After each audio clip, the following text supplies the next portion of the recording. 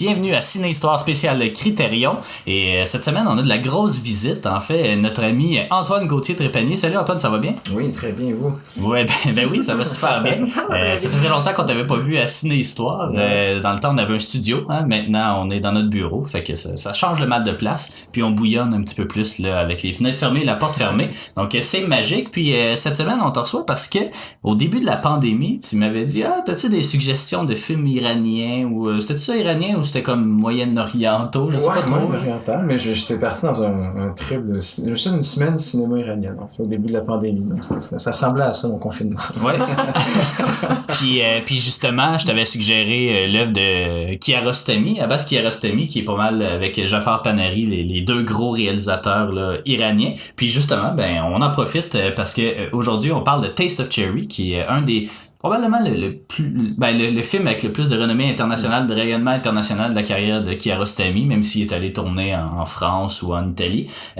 Taste of Cherry, un film qui a gagné la Palme d'Or à Cannes, premier film iranien à le gagner justement, puis qui a gagné en égalité avec The Heel, un film japonais de Imamura, en tout cas, quelque chose comme ça. Puis c'est un film qui avait fait couler beaucoup d'encre, un peu comme tous les films iraniens aussi. Le réalisateur était pas trop sûr s'il pouvait quitter le pays ou non, parce que c'est un cinéma qui est grandement financé par l'État. Puis là, après ça, quand ils se rendent compte de ce qu'ils font avec l'argent de l'État, ils font comme je suis pas trop sûr, là, un peu comme Pierre Falardeau fait à ses habitudes. Donc c'est ça, Taste of Cherry, un film qui fait couler beaucoup d'encre parce que les gens ont pas toutes la même interprétation du film.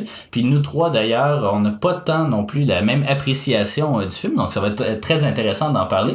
Je vais commencer vite avec la petite fiche technique, puis on va parler de Kiarostami aussi, qui a quand même une très belle carrière. Donc, un film de 1997 d'Iran, un drame de 99 minutes, format assez standard, là, 1.66.1, presque en widescreen. Producteur Kiarostami, scénario Kiarostami. Il n'y a pas de musique dans le film, même si on va pouvoir y revenir. Là, il y a quand même une ou deux chansons. Directeur photo, Humayun Payvar, qui est pas très connu non plus, mais qui est le seul en fait qui est pas Kiarostami, parce que le montage aussi est de Kiarostami, pas de décor, pas de costume. Puis c'est ça, il y a sa seule distinction vraiment, c'est d'avoir gagné la Palme d'Or à Cannes en égalité. L'édition Critérion vient juste d'être refaite. Dans le fond, lui c'est le numéro 45, donc la première fois qu'il est sorti en DVD c'était en 99. Puis là ils ont refait la version la version restaurée en fait en Blu-ray. Donc il y a aussi sur cette édition-là le Project en fait, qui est un film à sketch de 39 minutes sur Taste of Cherry, qui est fait avec le fils du réalisateur Baman Kiarostami. Ça a l'air particulier.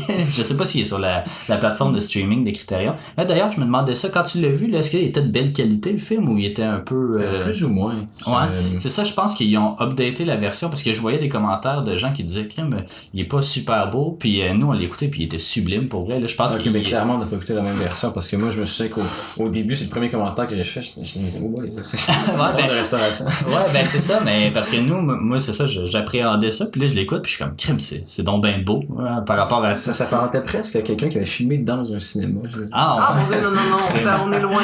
Non, mais mon internet avait quelques problèmes aussi.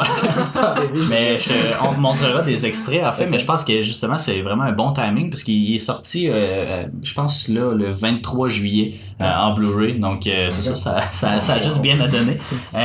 Sur la nouvelle édition en fait aussi, c'est ça, il y a une entrevue avec l'universitaire iranien Hamid Nafisi. Il y a aussi une rare entrevue avec Kiarostami de 1997 faite par Jamshid Akrami. La bande-annonce du film, des nouveaux sous-titres, fait que je sais pas si on avait les mêmes sous-titres ou pas. Puis un essai comme dans tous les films, là, il y a un petit pamphlet, donc un essai du critique A.S. Amara. Taste of Cherry, oui. Mais t'as-tu parlé du réalisateur? De Kiarostami, okay. Ouais, ben je vais pouvoir peut-être en parler quand on va parler du cinéma iranien.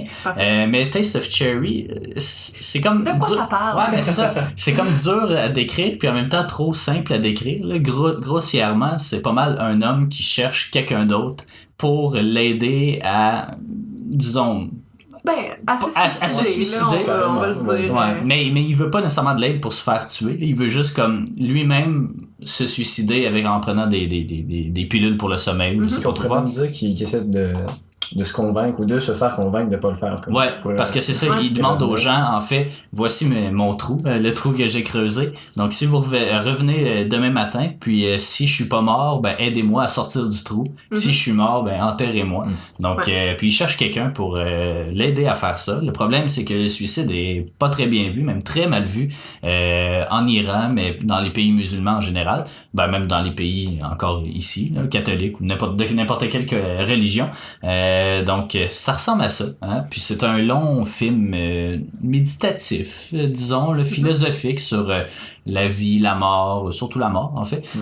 Puis, justement, là, plusieurs aspects de la société iranienne là, qui sont abordés un peu de biais, mais qui quand même sont, je pense, une certaine réflexion là, sur l'Iran des années 90. On pourrait parler justement là, de ce cinéma iranien-là, qui est un cinéma qui est très teinté en fait par la répression des autorités gouvernementales. Il y a Kiarostami lui-même qui a fait partie de cette nouvelle vague iranienne là qui a on dit ça nouvelle vague là en fait c'est pas tout le monde qui appelle ça comme ça, mais dès que le cinéma commence à se développer en quelque part, on appelle ça nouvelle vague à cause que c'est ce qui est arrivé en France. Il y a la nouvelle vague australienne des années 70, puis là celle-là est pas mal dans les années 60. Puis il y a certains réalisateurs quand même connus, mais que évidemment j'ai pas vu assez de films d'eux, pas du tout en fait. Donc il y a Bahram Beyzai, Nasser Tagvai, Ali Atami, entre autres, là, qui vont faire qui vont s'approprier un peu le cinéma iranien, le cinéma étatique, puis qui vont faire, en fait, tous leurs films vont avoir une caractéristique de traiter d'enjeux politiques et philosophiques, mais toujours en faisant usage de dialogues poétiques, un peu comme du Terrence Malick ou justement les films de la nouvelle vague aussi, là, juste prendre une caméra puis filmer quelque chose dans un style semi-documentaire ou pas. Kiarostami a fait beaucoup ça. Je sais pas, toi, c'est quoi les autres films de Kiarostami que t'as vu? C'est ça, moi, au début, j'avais essayé de constituer une sorte de liste pré-79, pas 79, pour essayer de voir c'était quoi les différences qu'elle pouvait avoir après la Révolution. Mais, j'ai vu le Traveler, je pense. C'est des années 60. Ouais, ça doit être un de ces... Ouais. D'un jeune homme qui veut aller regarder une partie de soccer à Téhéran. En tout cas. Mais ça, c'est vraiment pré-révolution. C'est un court-métrage? C'est un film? Je sais pas, c'est parce qu'il est comme 1h20. Ok, c'est un long-métrage. Sinon, j'ai vu Close Up, qui est pas mal après Taste of Cherry. Peut-être c'est le plus populaire, la plus grande renommée. En 1990. Ouais, c'est ça, pile, exactement. Et le dernier que j'ai vu, c'est son tout dernier, c'est 24 Frames. Ouais, c'est ça. Ouais, mais ça, c'est vraiment une sorte de mouton noir, mais c'est plus comme un essai artistique, peut-être, on pourrait dire. Mais c'est quoi? C'est comme des sketchs? C'est quoi? C'est des sketchs, des segments? Ouais, c'est comme des segments de tableaux, en fait, comme qui ont de photos qui ont attrait à la nature, à des choses comme ça, mais c'est ça, c'est plus comme une sorte de leg comme artistique. C'est pas comme 2010. Ouais, c'est quand même assez... il est mort en 2016, en fait, mais je pense que c'est son dernier film. Peut-être l'année ou même après, en tout cas. Mais j'aurais aimé ça en voir un peu plus. D'ailleurs, la trilogie Cocker, mais je pense que le The Traveler, c'est comme une intro à tout ça, mais c'est plus les thèmes sur la base, c'est plus la famille, ces choses-là. Puis ça, j'aurais aimé les voir personnellement, mais pour l'instant, c'est tout ce que j'ai vu. C'est ça, il y en a quand même plusieurs là, de ces films qui sont dans la collection Criterion. Il y en a 8, en fait, au total. Il y a ces films, la Cocker trilogie qui est là, évidemment, Close Up, Taste of Cherry, The Wind Will Carry Us. Il y a aussi Certified Copy, qui est le film avec Juliette Binoche, un film italien. Like Someone in Love, puis 24 Frames aussi, qui fait partie de la collection. Puis, c'est ça... Kiarostami a vraiment pas cette habitude-là, mais d'utiliser en fait des enfants acteurs là, dans ses films. Bon, Taste of Cherry, c'est pas le meilleur exemple de ça non plus parce qu'il y a juste un acteur dedans, mais il le fait beaucoup dans d'autres films. Le Close Up, c'est un enfant aussi, il me semble. Ça se peut-tu? Ça fait longtemps. Il y a beaucoup de personnages. Ok. Il y a entre autres des gens plus jeunes. Mais non, je sais pas centré sur un enfant. Ok, mais... The Traveler, oui. Ouais, The Traveler, ouais. Centré là-dessus. Puis, c'est ça, il fait aussi des histoires ou des récits tournés un peu de façon documentaire. Surtout la Cocker trilogie aussi, là, c'est comme... c'est centré, en fait, autour du village Cocker, là, qui est un village iranien, là, que je connais pas vraiment. Mais les 3 films sont pas vraiment reliés, outre que ça se passe là. Mais tu sais, des fois, il y a des entrevues avec les pas les acteurs, en tout cas les gens du village. Donc il allie vraiment beaucoup ça. Puis il y a certains de ces films aussi qui commencent en fiction puis qui, de moment donné, se fondent avec le documentaire. Puis ça devient juste tout simplement un documentaire. Donc c'est quand même assez particulier, qui fait un peu penser peut-être au cinéma direct là, au Québec ou même la nouvelle vague d'une certaine façon. Close-Up, c'est le meilleur exemple de ça. Parce que justement, c'est quand même une sorte de documentaire en soi, mais qui a repris les acteurs qui sont réellement ceux qui ont pris part au... Ben, un peu comme Panary fait, là. T'avais vu trois visages? Trois... Two Faces. Ouais, Two Faces, c'est ça. J'avais vu ça ouais, c'est ça. Mais ouais, que j'avais vu au Festival Cinéma du Monde, là, puis c'est à peu près ça, une espèce de mise en abîme. C'est Jafar Panary qui est là, puis qui est avec une femme, sa productrice, ou je sais pas trop quoi, puis là, il cherche une jeune fille. Mais c'est ça, moi, je sais plus lequel j'ai vu en premier, mais je me suis carrément rendu compte que ce film-là, c'est un peu un hommage au cinéma de toute la carrière de... C'est un peu un hommage à Kiarostami. mais c'est ça, mais Close-Up, moi, ça m'avait fasciné, parce que c'est pas un film qui est incroyable en soi. Ben, pas incroyable, mais je veux dire, qui va pas te tenir au bout de ta chaise, mais c'est un documentaire de cinéma direct, finalement. Puis, tu sais, c'est comme quelqu'un qui a essayé d'usurper l'identité d'un réalisateur, qui s'est passé pour quelqu'un, puis en tout cas, qui a vécu sur son bras.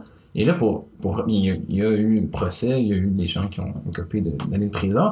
Et pour retracer cette histoire-là, il a repris les acteurs et leur a fait jouer leur propre procès, en fait. C'est vraiment étrange quand il y a un acteur, en fait, qui est celui qui a été condamné, auquel on pose la question, est-ce que tu te sens mal de jouer un personnage, de mentir comme ça allègrement? C'est un peu étrange parce qu'il est en train de mentir sur son personnage de sa vie originale. Donc, c'est plusieurs niveaux. Sur 15h17 de à Paris, Eastwood, c'est ça. Que les gars qui ont vraiment arrêté l'attentat dans le vrai train, ils ont refait leur rôle. C'est ça, exactement. Mais on l'a pas vu. On l'a pas vu, mais les résultats, ça a l'air que c'est assez moyen, finalement. Non, mais on a vu beaucoup la bande-annonce, par exemple, dans le temps qu'on allait au cinéma. Ouais, ben ça sortait par les Oscars, fait que, on allait là 2-3 fois par semaine, puis le 15h17 à Paris, là, je suis capable de te le décrire du début à la fin. Mais c'est ça. Puis il fait aussi beaucoup d'histoires qui se déroulent à la campagne. Ça aussi, c'est quand même, encore une fois, que le Taste of Cherry, c'est peut-être pas le meilleur exemple. Outre peut-être qu'on est comme dans une espèce de chantier en construction, là, en banlieue de Téhéran. Puis c'est ça, il fait beaucoup aussi de conversations à l'intérieur de voitures. Donc Taste of Cherry, cette fois, c'est un bon exemple. Oui. Mais tu l'avais vu Taxi Téhéran, je pense. Ça aussi, c'est un peu ce même... ça ressemble un petit peu à ça. Je l'ai pas vu, moi, encore. Oui, c'est l'hommage le plus flagrant à Kiarostami aussi. Là, c'est carrément Jafar Panary qui se fait passer pour un chauffeur de taxi.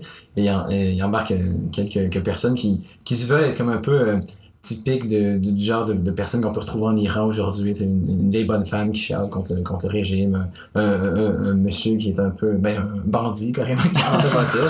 Une fois, il y a quand même quelqu'un qui a un accident, à la fin c'est sa nièce qui embarque, qui est vraiment très cute. Mais non, moi aussi j'aime bien ce genre de film-là. Ça se prête bien au contexte iranien. Non, c'est ça. Je commence à l'apprécier vraiment, le cinéma iranien. J'en ai pas vu tant que ça, là, mais tu sais, Jafar Panary, je l'aime quand même bien. Moi, il continue à faire des films malgré la controverse, là, mais ça, c'est jamais évident, évidemment, de faire des films comme ça. Puis il y a justement plusieurs réalisateurs dans le cinéma iranien qui, après 79, se sont exilés ailleurs. Kiarostami, c'est pas un exemple de ça, parce que lui, il a continué à bénéficier un peu des trucs de l'État, tout en critiquant quand même un petit peu là, certains aspects, disons, du conservatisme musulman, ou en tout cas de la religion. Mais finalement, ta recherche de films d'avant la Révolution puis d'après, qu'est-ce que ça a donné? C'est ça, j'étais un peu déçu, je dirais, parce que je m'attendais à avoir des exemples plus flagrants, en fait, d'une société imprégnée par la religion. Mais finalement, la société iranienne, même pré-79, c'est une société qui est très patriarcale, qui est très conservatrice quand même. Donc, forcément, il n'y a pas une fracture immense, en fait, je trouvais, dans ce qu'on retrouvait à l'écran. En même temps, c'est peut-être Kiarostami, lui, son style a évolué, mais peut-être que la révolution l'a pas marqué à ce point-là. Je sais pas si ses thèmes sont restés un peu les mêmes, il les a adaptés à la nouvelle réalité. Mais tu nommais des réalisateurs au début, j'ai essayé de trouver leur film. Mais tu sais, c'est difficile quand même. Fait que, j'ai abordé ce changement, mais juste à travers les yeux de Kiarostami. Donc, j'aurais aimé ça le faire à travers d'autres réalisateurs, mais c'est plus compliqué. Mais tu pourrais fouiller, j'ai vu en faisant quelques recherches là, que pour une édition du Festival de Berlin, il y avait 6 films de réalisateurs différents iraniens dans les années 90, par exemple. Mais c'est ça, les gens comprenaient pas trop, parce que les années 90, c'est vraiment c'est le boom, en fait, du cinéma iranien. C'est là que Kiarostami, évidemment, mais c'est ça, quand même, j'avais beaucoup de choix pour les années après 79 pour me servir. Avant, c'était plus compliqué. Et souvent, par exemple, Kiarostami, celui que j'ai regardé, le Traveler, on voit pas tant la société. On voit Téhéran, mais c'est pour regarder une partie de ça. La seule chose, mettons, qu'on pourrait qu'on pourrait en retirer, c'est que les femmes participent pas à cette vie sociale-là. Mais ça, justement, Paneri a fait un film sur... je pense que je t'en ai déjà parlé, mais j'ai pas réussi à mettre la main dessus. C'est sur des réseaux qui s'organisent pour essayer de faire en sorte que les femmes puissent avoir accès au stade de football pour participer à cette vie sportive-là. Je me souviens plus du nom. Mais c'est un film début des années 2000. Okay. Ça va vraiment très bon, sauf que j'ai pas mis la main dessus. Il faudrait le regarder. Il va falloir poursuivre. De toute façon, nous, on va le retrouver quand même assez souvent. Kiarostami aussi dans la collection. J'ai bien hâte de voir la Cocker trilogie parce que sur le groupe de Facebook qu'on suit, il y a plein de gens qui l'achètent et qui trippent vraiment là-dessus. Fait que c'est quand même intriguant. Surtout que c'est ça, on n'est pas très familier non plus avec ce cinéma-là. Ce cinéma-là, en fait, Taste of Cherry, qui est un film philosophique, et puis ça, c'est ce qui t'a attiré, Jade, parce que t'aimes bien ça, les films justement réflectifs comme ça, l'alchimiste que tu disais. Ouais, mais qui est pas un film, mais peut-être que c'est un film aussi, je sais pas, mais à la base un roman. Mais en fait, oui et non. Parce que la prémisse du film de réfléchir à la mort, un gars qui veut se suicider, tout, c'est pas le genre d'affaire dans quoi j'ai vraiment envie de plonger, parce que c'est un sujet qui me tente pas, là, tu sais, puis jamais, en fait. Puis là, c'est qu'en rentrant dans ce film-là, c'est tellement pas le traitement auquel on s'attend de ça. C'est super lent, c'est super contemplatif, c'est des grosses conversations philosophiques sur est-ce que je devrais le faire, est-ce que je devrais ne pas le faire. On sait jamais pourquoi il veut en arriver là. On n'a aucun indice sur sa vie avant de ce point-là. On sent qu'il était un peu aisé quand même, parce que c'est quand même une belle voiture, puis il est bien habillé aussi. Mais on n'a rien d'autre, on sait pas les autres, on connaît les métiers des autres, puis aussi les trois hommes qu'il va essayer de recruter, c'est trois hommes, c'est ça, qui sont pas du même milieu, qui sont pas du même âge non plus, ce qui fait trois opinions complètement différentes sur est-ce qu'on devrait y aller ou pas, mais on n'est pas dans l'éclat, c'est pas des grosses situations, c'est vraiment juste c'est juste des conversations un à un dans le fond là, puis qui sont d'ailleurs qui sont d'ailleurs jamais on les voit jamais les deux ensemble dans les plans parce qu'il y avait toujours Kiarostami qui était l'autre côté, fait que c'est vraiment des réactions là, on a vraiment comme quelqu'un qui parle puis l'autre qui réagit ou qui parle dans le fond. Mais est-ce que tu trouves ça bien justement qu'on n'ait pas ce background là de personnages? Est-ce que vous trouvez que c'est mieux comme ça? C'est un détail qui peut enrager certains spectateurs. Pour moi, ça a juste fait en sorte que l'accent, en tout cas, que j'ai l'impression que l'accent veut être plus mis sur le combat philosophique puis le dilemme moral de est-ce qu'on le fait ou pas, dans le fond, puis j'ai accepté le film pour ça. Mais ça peut être frustrant comme Roger Ebert, il a pas aimé ça d'ailleurs. Je sais pas pour vous qu'est-ce que c'était, mais moi j'ai vraiment aimé ça parce que je l'ai accepté comme ok, le film va se concentrer sur autre chose, puis c'est exactement ça qu'il fait dans le fond là, donc moi je l'ai bien pris. Mais il y a même une phrase de dialogue là, je me souviens plus exactement c'est quoi, puis surtout que c'est en iranien là, fait que je lis les sous-titres là, mais tu sais qui disait tu sais pourquoi tu voudrais savoir c'est la raison pour laquelle je veux me suicider. Tu peux peut-être comprendre ce que je dis, mais tu peux pas vivre ce que je vis.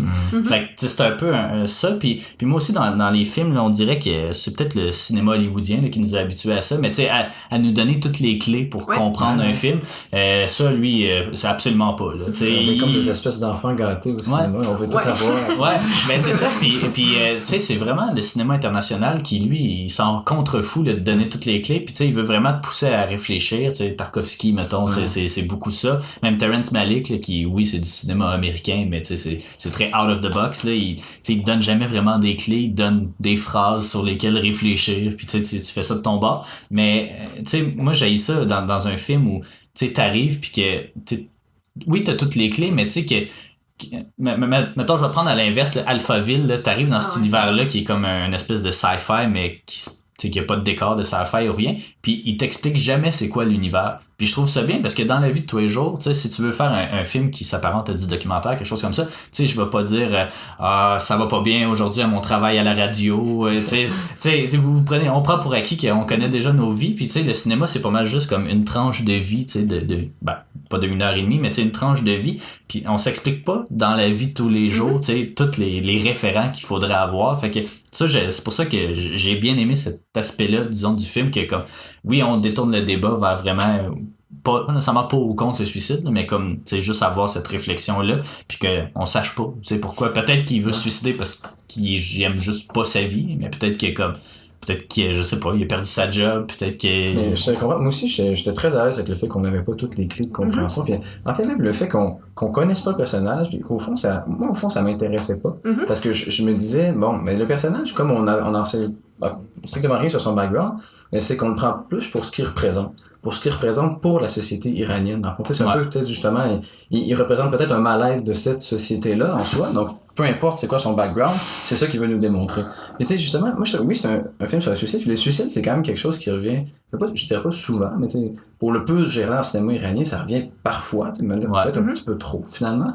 Là, je me dis, ok, ben pourquoi le suicide? Là, peut-être justement parce que c'est en contradiction avec les lois iraniennes, ces choses-là, mais même temps qu'on voit ça un peu plus loin, tu sais, parce que 79, ok, tu sais, pour les Iraniens, à certains égards, ça peut être une forme de suicide politique ou social. Tu sais, carrément, la société, c'est comme lancée dans quelque chose, dans une voie dans laquelle elle n'aurait pas dû se lancer, évidemment.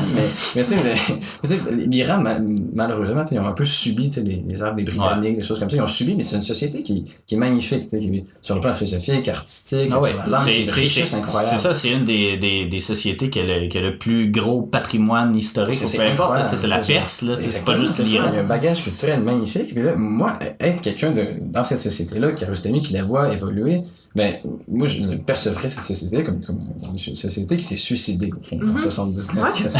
C'est ça que je pense. C'est pour ça que je me disais, tu peux peut-être expliquer vite à ceux qui ne sauraient pas, là, c'est quoi la révolution iranienne, là, l'ayatollah Khomeini. A pris le pouvoir, mais c'est qu'avant, mais tu sais, même les années avant 79, c'était assez, parce que tu avais le Shah d'Iran qui était encore au pouvoir, mais qui était un peu sous la botte des Britanniques américains pour obtenir des capitaux financiers. Mais là, justement, c'est une religion, un régime politique dicté par la religion qui a pris le pouvoir, qui a fait en sorte que la société iranienne a cessé d'être... son élan libéral, en fait, des années 50-40 a cessé totalement. Les femmes avaient beaucoup plus de liberté, des choses comme ça, même si, comme je l'ai dit, c'est une société assez patriarcale. En sorte que c'est une société qui a radicalement changé en 79. C'est pour ça que ça me laisse croire que on s'est un peu lancé vers une voie qui est pas un conservatisme religieux, on oublie un peu la laïcité, puis là c'est vraiment les lois sont faites en fonction de justement du Coran, ou en tout cas c'est une des pays dans lequel il y a plus d'exécutions aujourd'hui, avec des pays comme la Corée du Nord, le Tadjikistan, c'est pas très glorieux pour une si belle société. Ben c'est ça, une société qui est un peu fermée au monde, puis qui sans se mettre à dos non plus les États-Unis, parce que les États-Unis se mettent à dos l'Iran aussi, mais il y a eu tout ce conflit-là dans les années 80, puis allez écouter Argo, qui est un sublime film. Mais justement, je sais pas si tu avais fini sur le point philosophique. Parce que... Non, pas tant, mais en fait, juste non, mais c'est correct. Quelques affaires que je veux ajouter là-dedans, parce qu'on en a pas vraiment parlé, mais tu sais, on sait jamais vraiment, parce que c'est ça, en fait, il veut prendre des médicaments qui vont l'endormir, puis aller dans le trou après, puis après ça, il demande aux gens viens voir demain matin au lever du soleil, si je suis pas mort, aide-moi à sortir, puis sinon laisse-moi là, enterre-moi. Mais c'est jamais vraiment clair s'il les a pris, les médicaments, parce que la scène où son taxi vient le chercher, on le voit comme c'est un peu brouillé en arrière de rideau, il commence à mouiller aussi, il y a des gros orages. On le sait pas, en fait, puis il y a comme toute cette espèce de questionnement-là, puis la fin, là, on n'en parlera pas trop non plus, mais c'est laissé totalement à l'interprétation du spectateur qu'on veut bien s'en faire, parce qu'on le sait pas, finalement, s'il l'a fait ou pas, parce que juste au moment où il ferme les yeux, puis que tout devient noir, puis qu'on a l'impression que là, on va arriver au lendemain matin, on arrive dans le making of du film. Une scène où on voit ils prennent du son ambiant dans le fond qu'on fait dans tous les processus de film là. Mais on le sait pas finalement parce que l'acteur est là puis c'est plus le personnage, il y a le réalisateur qui est là, il est en train de gérer les figurants de l'armée. Puis c'est vraiment finalement je pense qu'il faut juste fouiller dans les conversations, sortir ce qu'on veut en sortir, puis analyser ça comme parce que je pense pas qu'il y en a une réponse. Puis je pense que c'est voulu comme ça aussi. Mais en même temps, la fin, tu sais, Roger Ebert, lui, il l'a critiqué en disant, tu sais, ça nous rappelle qu'on est dans un film. T'sais, on n'a pas besoin de se rappeler qu'on est dans un film, là, quand on est en train d'écouter ça. Mais c'est ça fait partie, je pense, de la méditation puis du processus de réflexion, cette fin-là, un peu making of. Là. Mais c'est comme l'autre critique en réponse à Ebert qui avait dit, mais collègues a vraiment détesté le film, mais pour ma part, puis il disait, tu sais, au final que cette fin-là, ça reprend un peu les éléments importants dont on a parlé avec les 3 hommes. Dans le fond, on voit des soldats qui courent, on voit un arbre avec probablement le fruit dont le dernier homme lui parle, puis plein d'affaires. Pour le personnage principal, Monsieur Abaddi, je pense que c'est l'armée, c'était sa plus belle période de sa vie. Tu sais, il en parle avec beaucoup de passion, là, avec le jeune soldat.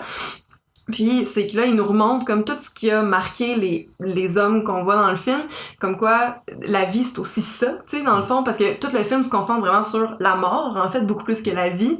Puis là, on sort du film, puis là, on est comme dans la vie c'est beau, puis c'est le fun, puis tu sais, il y a comme cette espèce de distance-là à prendre avec, tu sais, je viens de vous montrer comme 1h30 de un sujet, mais là, je vous montre comme l'inverse, tu sais, il y avait cette analyse-là qu'on pouvait en faire, puis aussi en sortant de cette fin-là, tu sais, ce qui est intéressant du film, c'est que c'est ça, les 3 hommes qui vont embarquer, c'est des hommes qui viennent pas du même milieu, qui sont pas des mêmes nationalités non plus, puis qui ont pas le même âge. Fait qu'on a vraiment comme 3 visions complètement différentes de son projet, dans le fond.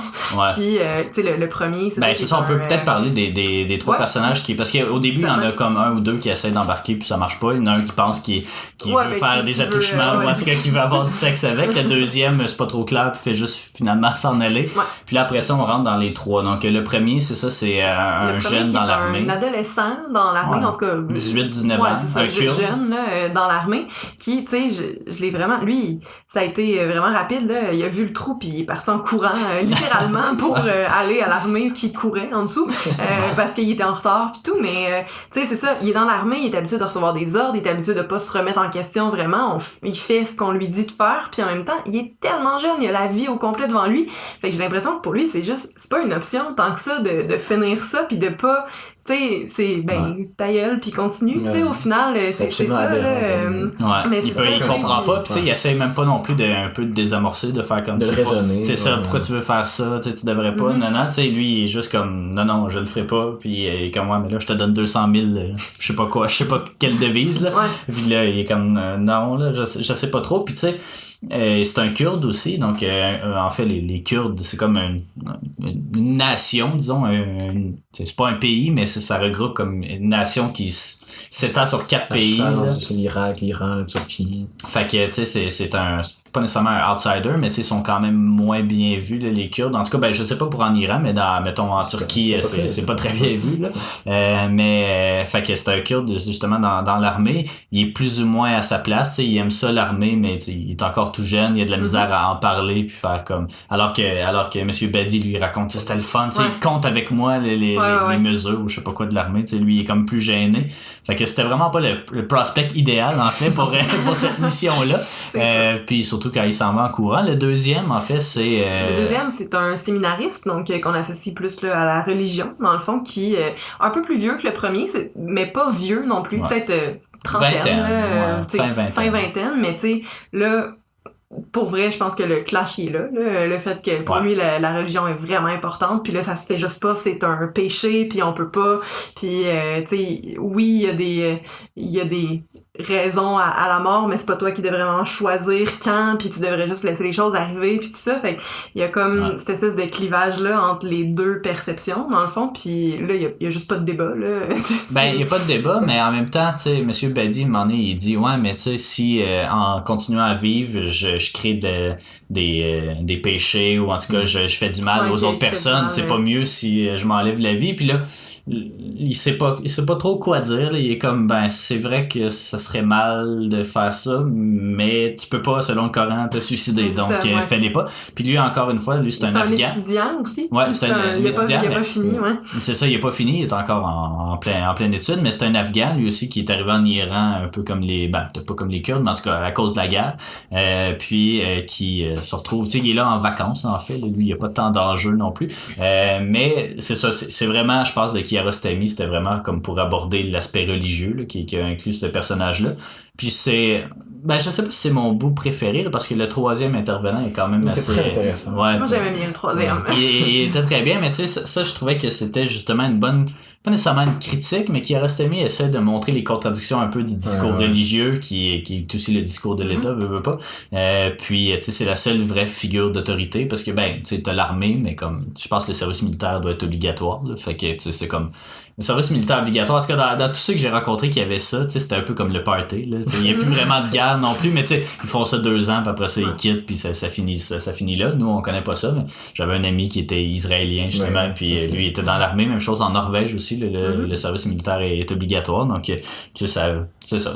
Et puis de la façon que Buddy aussi il raconte ça, tu sais, ça a l'air un peu du party, là, c'est ça, il était avec ses chums, puis ça finit là. Mais c'est ça, cette deuxième personne-là, tu sais, c'est vraiment la réalité, puis l'état, vraiment, l'autorité. Alors que la troisième personne, ben là, on est comme dans...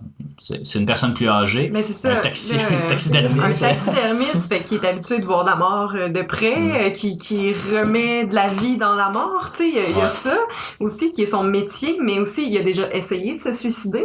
Puis il lui amène en fait, puis c'est ça, il est super vieux, il est quasiment en fin de vie en fait. Fait qu'avec tout son vécu, toute son expérience, lui il a déjà essayé, donc ils peuvent parler de ça. C'est un peu drôlement dit. Parce qu'il essaie, tu sais, lui c'est lui finalement qui accepte, mais il essaie quand même de le dissuader de lui, le faire. Il accepte, mais en lui disant aussi, tu sais, je suis déjà passé par là, puis finalement, ce qui m'a sauvé la vie, c'est j'ai découvert cet arbre-là, que le fruit était tellement bon, puis là, Abadi est comme, ouais, mais t'as mangé le fruit, puis là, tous tes problèmes avec ta femme t'es réglés, tu sais, puis il est comme, tu sais, ça a pas de sens, puis il dit non, mais évidemment, c'était pas comme ça que ça s'est passé, mais ça m'a permis de voir les choses autrement, puis tout ça, puis juste à cause d'un petit fruit, tu sais, qui s'est retrouvé là quand j'étais là, puis tu sais, qui avait essayé de se pendre, je pense, après cet arbre-là. Puis dans le film, ben, tu sais, le trou est vraiment près d'un cerisier, dans le fond. Fait que c'est ça, tu sais, Taste of Cherry, donc... Mais la raison pour laquelle il décide, parce que finalement, c'est lui qui tente le plus de le dissuader. Ben, c'est lui avec lequel il va plus parler. Mais vous l'avez vu plus récemment que moi, mais si je me trompe pas, il accepte parce qu'il a besoin d'argent. Oui, c'est ça. Parce que ses enfants sont malades ou je sais pas trop quoi. C'est son fils, je pense. Si je me trompe pas, quelque chose avec son fils. Mais c'est ça que je trouvais ironique parce que tu sais, les deux ont une approche plus froide de son problème. Le premier comprend pas, le deuxième, parce que c'est à travers la religion qu'on perçoit ta problématique. Le troisième tente de le raisonner, puis finalement accepte pour une raison très technique. Juste l'argent. C'est ça. Mais c'est pour ça qu'au début, je disais que justement, moi je trouvais ça curieux parce que je vois pas tant que c'est sur la mort que sur la vie, moi ce film-là, parce que tu sais, je peut-être pas témoigner, mais c'est, mettons, ce monsieur-là veut se suicider. Fait que forcément, s'il était si décidé que ça, ben, il aurait pris action seul dans son coin, c'est tout. Il a pas pris son Range Rover pour aller conduire et finalement, moi je suis persuadé qu'il essayait de se faire convaincre, comme ouvert. Mais est-ce qu'il essaie... Je pense pas qu'il essaie vraiment de se faire convaincre plus que... tu sais, je pense qu'il veut se suicider, mais en fait, il veut plus tester peut-être la religion, en fait. Parce qu'il se dit, c'est pas, au final, c'est pas lui qui prend la décision. Tu sais, lui, il va faire un test, puis si ça fonctionne, ben coudonc. Puis sinon, tu sais, on va m'avoir sauvé. En tout cas, je l'ai plus vu comme ça. Fait que, tu sais, peut-être qu'il essaie de se faire dissuader, mais je le voyais plus comme... On va y aller all-in, puis on verra ce qui se passe, dans le fond. Puis si ça a pas fonctionné, mais je vais avoir une preuve de plus qu'il fallait pas. Il teste les limites de comme ça. Mais c'est ça. Son choix est fait, mais il teste les limites de sa rhétorique un peu. Les limites de son choix. Là. Puis un peu les limites de l'État au pouvoir aussi, ou de la religion, là, qui ostracise un peu ça, mais le suicide c'est quelque chose, mais il y a plein d'autres trucs aussi. C'est qu'au fond, c'est comme l'État qui l'aborde un peu, parce que c'est deux branches de l'État qui au fond, passent à côté de son problème comme si c'était rien sur la religion et l'armée. Exactement, mais tu sais, c'est ça, probablement que si cette troisième personne, ben là, c'est un film, là, mais probablement que si cette troisième personne-là avait refusé, peut-être qu'il aurait pas essayé de se suicider, parce que c'est peut-être ça comme le signe de comme, bon ben, si je trouve pas personne, malgré, je sais pas combien ça représente, 200 000 quelque chose, là, mais tu sais, ça devait être un montant considérable. Il a fini par manquer de gaz à force de rouler. Oui aussi. Mais en même temps, ça c'est intéressant parce que avec le troisième, justement, ils veulent le retrouver sur les lieux de son travail pour lui dire, hey, en passant, si je me réveille pas la première fois, frappe-moi plus fort, parce que ça se peut que je sois juste vraiment endormie à cause des pilules, tu sais. Fait que, rendu là, je pense que là, il veut plus, là. Tu sais, parce que, tu sais, c'est ça, puis je trouvais ça, bon, c'est facile un peu, mais tu sais, justement, tout le long du film, il tourne en rond dans son désert, puis dans sa voiture, puis après ça, ben là, on le voit pour la première fois sortir, puis là, être vraiment plus décidé, puis quand il va finalement dans la tombe là, qui s'est creusée, où là, il est vraiment calme, il est vraiment paisible, il y a un orage en même temps, c'est quasiment beau, là, puis tu sais, là, il ferme les yeux, puis on dirait que c'est comme toute cette paix-là, que il est plus, il sait un peu plus qu'est-ce qu'il veut faire, puis tu sais, j'ai l'impression qu'il allait au final, parce que ça, c'est l'interprétation que moi j'en fais, mais je pense pas que ça a eu lieu, finalement. Ben c'est ça. Je pense, soit il les a pas pris, les médicaments, soit il s'est réveillé, dans le fond, mais je pense même pas qu'il aurait peut-être pris les médicaments. Peut-être qu'il est allé juste pour la symbolique de, tu sais, je voulais le faire, je vais y aller, puis mais que le lendemain, il est reparti à pied. Un peu comme l'automne qui est allé à son arbre, qui a monté, puis qui a ben oui, mais c'est ça, ouais. Il a peut-être juste testé, justement. Ouais. Oui, c'est ce que je pense aussi, qu'il a décidé de se relever, puis qui est parti, finalement. Ouais, moi aussi, surtout avec le titre, peut-être, le Taste of Cherry, qui, tu sais, est-ce qu'il a goûté, finalement? Parce que s'il goûte, ça veut dire qu'il est encore vivant. Donc, en tout cas, selon la signification, là, parce qu'il mentionne dans une phrase là-dedans, là, le goût, est-ce que ça va être la dernière fois que tu vas goûter la cerise, justement? Donc, moi aussi, ben, c'est ça, c'est un peu dommage qu'on passe toute la même chose, là, mais tu sais, le processus qui nous amène là, je pense qu'il est quand même pas relativement différent, mais tu sais, quand même certaines différences quand même. Justement, je terminerai en fait en parlant du concept de huis clos, puis de la beauté du film. Malheureusement, t'as pas vu la beauté du film en Blu-ray. Ouais, c'est ça, prochaine écoute. Là. Je sais pas si c'est un film qu'on va réécouter tant que ça, là, mais moi je trouve que quand même, il y avait une certaine paisibilité. En tout cas, c'était paisible malgré... Puis tu sais, il y en a qui pourraient associer ça à de l'ennui, là, en fait. Puis tu sais, c'est vraiment pas un film Roger que je... Oui, mais... ça le profondément. Ouais, mais tu sais, je pense que quelqu'un qui a un TDAH, j'y conseille pas ce film-là parce qu'il va décrocher assez vite. Puis je pense aussi au niveau de la cinématographie que s'il avait pas été beau, j'aurais peut-être décroché un peu plus parce que là, il était vraiment magnifique. Puis tu sais, voir toujours le profil de Monsieur Badi, là, il était quand même charismatique, là, ce monsieur-là, même s'il dit rien. Oui, mais son visage, en fait, quelque chose d'assez charismatique, t'as raison. Moi, c'est ça qui me gardait un peu comme à l'écran parce que tu sais sa voix aussi son intonation était assez paisible, je dirais, même si l'écran était pas très beau, mais moi je suis toujours pas attiré mais capté par ce genre de film là parce qu'on dirait que justement tu rentres tellement à l'intérieur du film que même s'il se passe absolument rien, t'en es comme un peu pas facile. Mais c'est très comme Tarkovsky. Mais parce que il y a des films pas n'importe quel, c'est ça. En tout cas, moi je suis pas un fan de Stalker, je sais que tu penses que non, on n'a pas aimé. D'ailleurs, je sais pas si c'est Stalker ou c'est Andrei Roublev qu'au début, justement, il y a une citation de Kiarostami. Ah ouais? Parce que ça doit pas être Roublev, là. Ça doit être l'autre, en fait. Okay. Ça doit être Stalker. Ça doit être Stalker, peut-être, en tout cas. Mais je sais pas si tu savais si eux, ils ont entretenu une forme de relation, Non. Par contre, tu sais, c'est deux cinéastes qui font du cinéma dans l'oppression un peu, là. C'est un peu comme les pères respectifs de leur cinéma national des années 70. Puis Kiarostami, c'est un poète aussi, là. C'est pas juste un réalisateur. Fait que, tu sais, peut-être que cette citation-là est tirée d'un recueil quelconque, là, qu'on n'a pas entendu parler, mais qui était quand même populaire, tu sais. Parce que l'Iran, c'est pas dans l'ex-Union soviétique, mais c'est pas très loin. Mais c'est ça, mais moi, j'associe, mais je voyais ça comme des œuvres respectées. Parce que les deux, c'est les années 70 qui sont un peu comme le cœur de leur œuvre majeure. 70, 80. Ouais, c'est ça. Puis, je sais pas, je trouve qu'il y avait une certaine parenté dans la manière d'aborder les thèmes. Je trouve ça drôle qu'il réfère précisément à Kiarostami au début de son film. Tout est dans tout. Non, mais c'est ça, je suis pas au courant. Je préfère la recherche là, entre les deux, mais effectivement, tu sais, j'imagine aussi qu'ils ont dû se côtoyer peut-être dans des festivals de Cannes, des affaires de même. Mais parce que Tarkovsky, je sais pas s'il a déjà gagné la Palme d'Or. Il faudrait que je fasse des recherches, là, mais je sais que, mettons, Andrei Roublev, il avait été là puis il avait gagné un prix de la critique, mais il était hors compétition parce que l'Union soviétique empêchait tous les films d'aller... Mais justement, je pense qu'on l'a pas abordé au début, mais justement, la Palme d'Or qui a été donnée pour ce film-là, Taste of Cherry, mais Ebert, justement, disait, c'est une Palme d'Or qui était donnée juste un peu par... Symbolique, par symbolique, c'est ça, parce que, tu sais, il y a eu toutes les misères du monde à obtenir tous les jours de sauve-conduit, je sais pas trop, pour se rendre à Cannes, puis finalement, ce qu'on a salué, c'est peut-être pas tant son œuvre que son initiative. Ben, ça se pourrait. Je regardais vite, là, c'était quoi le jury cette année-là? Il y avait Tim Burton. C'était Adjani, comment elle s'appelle, l'actrice française? Isabelle Adjani. Ouais, Isabelle Adjani qui était la présidente du jury. Mais tu sais, je checkais vite, c'était des gens connus, mais pas tant. Mira Sorvino. Et l'autre film, est-ce que c'est un film qui... The Hill? Ouais, The Hill. Ben, quand j'ai posté justement sur le groupe de Criterion, ils m'ont dit que l'autre était vraiment meilleur. Mais tu sais, en même temps, Taste of Cherry, c'est pas tout le monde qui est capable de l'apprécier non plus. Là. Peut-être qu'on n'avait pas le choix justement par symbolisme pour saluer son initiative, sa combativité dans son régime oppressant. Mais tu sais, en tout cas, parce que la grande majorité des critiques, là, je pense qu'ils ont vraiment adoré le film. Puis tu sais, encore aujourd'hui, il se trouve sur les meilleures listes, les listes des meilleurs films iraniens, mais tu sais, des meilleurs films tout simplement. Là, tu sais, fait il y a quand même un certain attrait qui, je crois, aussi un festival, là, c'est quand même, tu sais, c'est comme une espèce de bulle, c'est comme une espèce de huis clos, là, vraiment. Tu sais, tu sais selon la réception des gens ou comment les gens réagissent par rapport au film ou l'engouement des gens.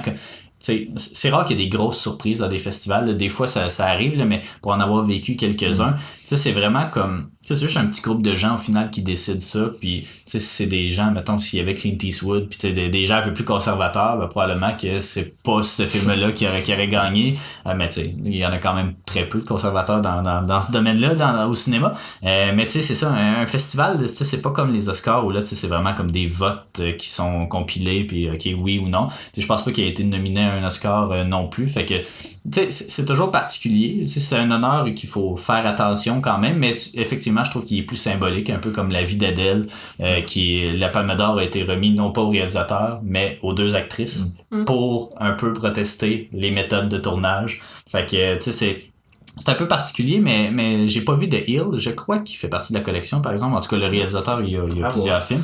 Fait que oui, à voir, effectivement. Mais moi, je suis quand même un grand fan de huis clos dans la vie. Puis, il y en a qui sont réalisés avec plus ou moins de succès. Hein. Le Carnage de Roman Polanski ou qui était... justement, je voulais en parler. Aimez-vous ça des huis clos? Parce que moi, j'aime ça parce que c'est vraiment une espèce de caractère authentique. C'est quasiment même... C'est souvent improvisé. Un huis clos, là, pas toujours, là, mais comme il y a souvent beaucoup d'improvisation. Est-ce que vous aimez ça, ce genre de film-là? Moi, j'entre facilement dans les huis clos, là, puis j'ai de la misère à en ressortir, justement. Non, mais tantôt on disait justement qu'on n'aime pas ça, pas qu'on n'aime pas ça, mais que souvent on aime mieux aller vers des films dont on n'a pas toutes les clés d'interprétation. Mais des huis clos, c'est souvent comme ça parce que ça se passe vite, puis il y a souvent beaucoup d'éléments qui sont abordés très rapidement, en fait, pour passer à quelque chose d'autre parce que c'est de l'instantanéité finalement. Et moi, ça me plaît beaucoup. Puis justement, je disais, on parlait de Panahi au début. C'est ça que j'aime justement des huis clos. Taxi Téhéran, c'est ça laissait place à beaucoup de facteurs aléatoires aussi dans la manière dont c'était réalisé. Moi, ça me plaît beaucoup. Puis c'est une belle manière de parler de cette ironie. Ben, on dirait que j'ai peu d'exemples, mais effectivement, Carnage, j'ai pas vraiment trippé, mais en même temps, Room, avec Brie Larson. C'est un semi-huis clos, au moins la moitié. Mais c'est quand même la majeure partie du film, mais ça, c'est venu me chercher beaucoup, mais tu sais, je pense que ça dépend, puis c'est ça, j'en ai pas vraiment d'autres nécessairement. Celui-là, je l'ai vraiment aimé aussi, mais il y a la partie dans l'auto, mais il y a aussi la partie à l'extérieur où là, on est dans le orange sablonneux, avec plein de soleil, qui est beau, avec de la terre, puis ça, puis il y a d'excellents plans sublimes, là, où je pense qu'on en avait parlé là, quand c'est arrivé, où il est dans une espèce de carrière là, tout le long du film, mais on voit son ombre sur une butte de terre, puis là, il y a de la terre qui commence à tomber, fait que là, on dirait que c'est comme lui qui s'imagine de quoi ça va avoir l'air s'il va vraiment se faire enterrer, dans le fond. J'aimerais ça comprendre, les joyaux pas longs dans la version j'ai vu. Non, c'est beau, parce que c'est ça, les pelles commencent à renverser de la terre sur son ombre, dans le fond, puis là, ça devient un peu avec le vent, puis tout ça, il y a de la poussière, flou, beaucoup, c'était juste pixelisé. C'est sublime, là. Puis la pochette aussi, là, l'espèce de, justement, on le voit pas vraiment, c'est la pochette, Criterion sont bien connus pour leur pochette quand même assez attirante. Sauf Parasite. C'est ça me donne le goût d'acheter le film, même si j'aime pas tant le film au final. Mais oui, il y en a beaucoup de ces plans-là, puis tu sais, on comprend pas trop non plus ça se passe à quel temps de l'année, là. C'est comme, tout est orange, c'est un peu l'image que je me fais, en fait, de l'Iran. Ça se passe dans le nord de l'Iran, c'est ça? Ça se passe au nord de Téhéran, en fait. Ouais, c'est ça, mais c'est comme un microclimat, parce que les montagnes de Téhéran, puis ça descend vers comme la forêt, puis la Caspienne, hein, c'est particulier. Mais non, c'est ça, il était très beau. Puis tu sais, ça, il y a pas mal deux types de plans. En fait, soit un gros close-up, justement, un gros plan rapproché sur le visage de celui qui parle. Puis sinon, des plans quand même assez éloignés de juste la voiture qui se promène. Puis c'est des plans pas toujours fixes, là, parce qu'il y a comme une espèce de tournant qui prennent toujours. Puis là, la caméra fait juste se suivre comme ça. Mais sinon, tu sais, la scène où la voiture reste pognée d'un trou, je sais pas trop quoi. Puis là, c'est juste une espèce de... C'est comme une carrière ou une montagne, on sait pas trop c'est quoi, parce qu'il y a des travaux, mais en même temps, c'est de la poussière. En tout cas, c'est vraiment particulier, mais puis il y a comme une espèce de végétation bizarre, là, jaune, pas de la paille, mais en tout cas, il y a une végétation bizarre parmi toute cette poussière-là qui est vraiment particulière. On te montrera des extraits en temps venu, en tout cas, en temps et lieu, voilà. Je cherchais l'expression, mais je sais pas si vous auriez des... Ben, on pourrait peut-être terminer peut-être en parlant du son du film, parce qu'il n'y a pas de musique, mais, sauf à la fin, une pièce de Louis Armstrong, mais il y a beaucoup de bruit ambiant, tu sais, peut-être plus, ça faisait quasiment penser à un film de Dolan, tu sais, ben... Tu sais, quand il se passe à côté d'un, je sais pas, il se promène dans la rue puis il passe à côté d'un auto, mais t'entends vraiment l'auto aussi fort que si t'étais là, même que ça coupe justement la conversation entre les deux personnes, qui les autres continuent à se parler, mais nous on l'entend pas. Ça, je trouve ça... a beaucoup de réalisme en fait au dialogue. Là. Mais c'est ça, mais moi j'adore ça dans un film, là, puis ça fait partie un peu de l'improvisation, j'imagine, parce que la plupart des films, mettons un film hollywoodien qui tourne ça, tu sais, c'est pas un vrai char qui se promène, là, c'est seulement... Ils sont dans un studio puis ça finit là, mais là il y avait vraiment surtout si c'est Kiarostami qui était assis à côté avec sa caméra, c'est probablement que il conduisait vraiment là, parce qu'il regarde pas la caméra non plus, il fait juste regarder tout droit, donc ça ajoute vraiment à l'authenticité. Puis tu sais, mettons l'improvisation dedans aussi me fait beaucoup penser à mettons la trilogie de Before Sunrise, Sunset, Midnight. Je sais pas si t'as vu ça toi. C'est je pense excellent. Que t'aimerais ça. Ouais, Richard Linklater, celui qui a fait Boyhood, qui a fait School of Rock. Un très grand registre. Mais ça, en fait, est dans la collection, là, je pourrais t'y prêter si tu veux. Là, moi, je trouve ça magnifique. C'est essentiellement 1h45. Pas d'improvisation, mais pas loin. C'est juste un couple qui se cruise, mais à 10 ans d'intervalle. Fait que chaque film est tourné 10 ans après. Puis c'est juste comme à différentes étapes de leur vie, dans différentes villes d'Europe.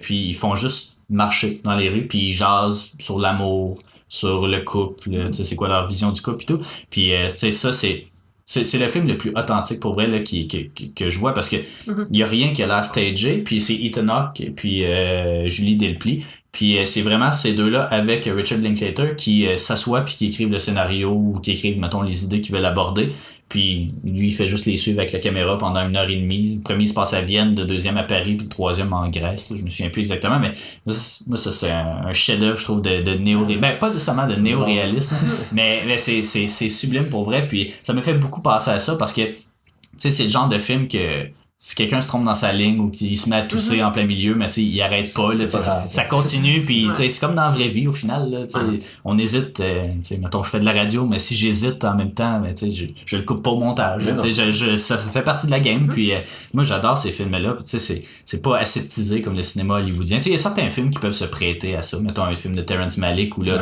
ils lisent la poésie littéralement, là, fait que si tu te mets à bégayer en plein milieu, ça enlève peut-être un petit peu de magie, là.